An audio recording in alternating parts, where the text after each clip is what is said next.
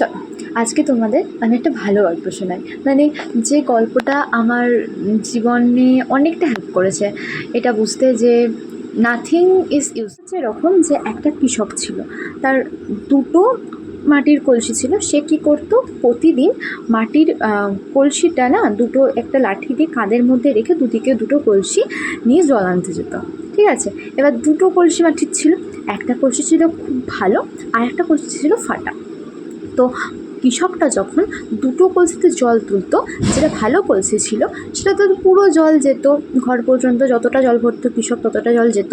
কিন্তু যেটা ভাঙা কলসি ছিল সেই কলসিটা, মানে ভাঙা মানে কি একটু একটু ফাটা ছিল আর কি, ওই কলসিটা না রাস্তায় যেতে যেতে জল পড়ে যেত। যখন সে ঘর পর্যন্ত পৌঁছাতো, মানে কৃষকের ডেস্টিনি পর্যন্ত ঘর পর্যন্ত যখন পৌঁছাতো না, তখন অর্ধেক জল নিচে পড়ে গেছে।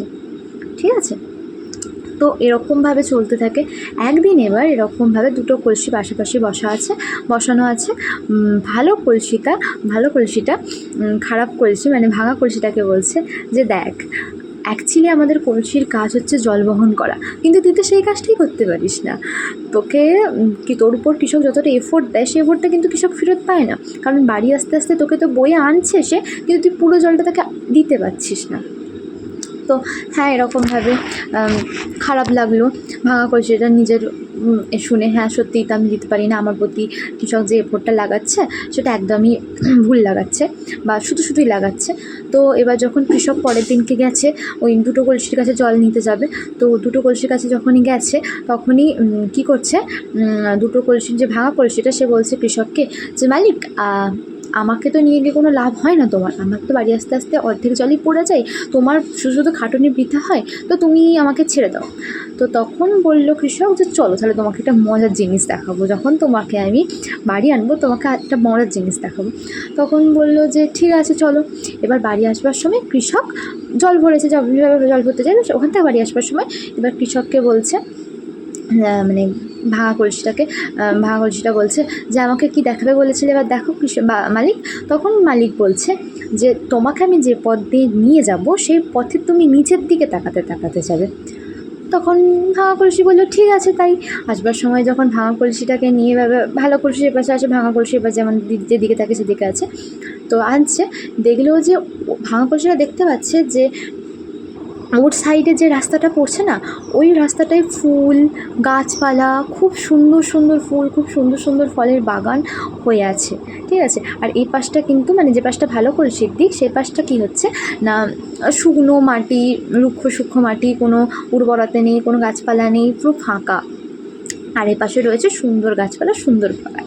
তো এখানে থেমে মালিক বলছে ভাঙা কলসিটাকে যে দেখো, তুমি ইউজলেস নও, আমি খেয়াল করেছি তুমি অর্ধেক জল মাটিতে ফেলে দাও, তাই জন্য তুমি যেই পাশে থাকবে সেই তোমার দিকের সাইডটাতে আমি ছোটো ছোটো চারা গাছ পুঁতে রেখেছিলাম, ফুলের ফলের। তুমি যখন আনতাম তোমায় আমি, তোমার জলটা ওখানে পড়তো। এইভাবে আমি 2 বছর তোমাকে যে নিয়ে এসেছি, এখানে এত সুন্দর বাগান এসেছে। আজকে আমার বাড়িতে যে ফ্রেশ ফ্রুটগুলো আমি খাই, মানে তাজা ফল বলো বা তাজা ফুলগুলো যেগুলো আমার টেবিলে সাজানো থাকে, সব তোমার জন্যই হয়েছে। ঠিক আছে, তো এটা থেকে কি বোঝা যায় যে নাথিং ইজ ইউজলেস, কোনো কিছুই কিন্তু ইউজলেস নয়। আমরা আমাদের জীবনটাকে এভাবে মাঝে মাঝে বলি, যে আমরা অনেক ক্ষেত্রে বলি we are useless, I am useless, I can do nothing, I am worthless, আমার লাইফে ভালো হচ্ছে না। বাট না, হচ্ছে। বি পেশেন্ট, তুমি যেটা দেখতে চাও দেখো। তো কলসিটার কাজ কী ছিল? জল ভরা। কিন্তু ও জল ভরে খালি মালিক বা মালিকের পরিবারকে সার্ভ করতো ওর যেটা এফোর্টটা, কিন্তু ও কী করলো, মানে ওর মানে ডেস্টিনিটা লেখা ছিল কি অনেক ফুল হবে, ওর দ্বারা অনেক প্রাণ তৈরি হবে। গাছেদের মধ্যে প্রাণ আছে আমরা সবাই জানি, তো অনেক প্রাণ তৈরি হবে।